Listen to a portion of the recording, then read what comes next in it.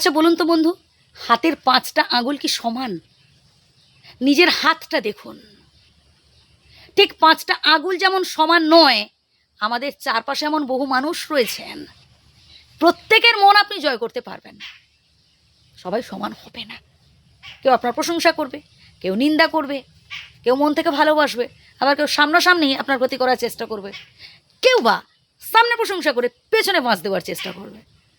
সামনে বলবে বস ভাই বস, চেয়ার ছেড়ে দেবে আপনাকে, আর দেখবে পেছনে কি করে আপনার ক্ষতি করা যায় এই চেষ্টা করে যাচ্ছে। তাহলে এখন আপনি করবেনটা কি? প্রশ্ন হচ্ছে এখানে যে তাহলে আমি কি করব? এত মানুষজন রয়েছে, আমি বুঝবো কি করে যে কোন মানুষটা আমার জন্য উপযুক্ত? বলছি শুনুন বন্ধু, আসলে বাস্তবিক এটাই, যে মানুষটা আপনার ভুলগুলোকে আড়ালে নিয়ে গিয়ে ধরিয়ে দেবে যে ভাই তুই যে কথাটা বললি না এটা ভুল বলেছিস, তুই যে কাজটা করছিস না এটা অন্যায়, তুই এটা করিস না, আমি বলবো সেই মানুষটা আপনার জন্য উপযুক্ত। আর যে দেখবেন আপনি ভুল করছেন, আপনি সেটা বুঝতে পারছেন, আপনি জানেন যে আপনি যে কাজটা করেছেন ভুল করেছেন, অন্যায় করেছেন, কিছু কিছু মানুষ দেখবেন তারা আপনাকে প্রশ্রয় দিয়ে যাবে, হ্যাঁ ভাই ঠিক করেছিস আরও কর। আমি বলবো তারাই হচ্ছে আপনার জন্য সব থেকে খারাপ মানুষ। আসলে আমাদের জন্য সব থেকে ভয়ঙ্কর মানুষ তো তারাই, যাদের সাথে আমরা দিনের অধিকাংশ সময়টা অতিবাহিত করছি, মনের মধ্যে জমে থাকা সুখ দুঃখের কথাগুলো যাদের কাছে গিয়ে বলছি।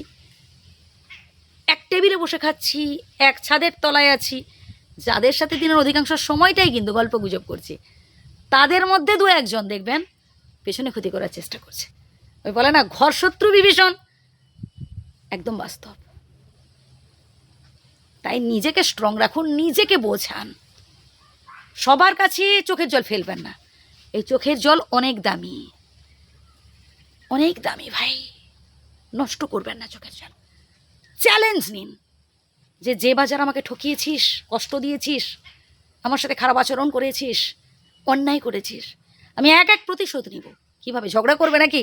না, মোটেই নয়। আপনি ভালো কাজের দ্বারা বুঝিয়ে দেবেন।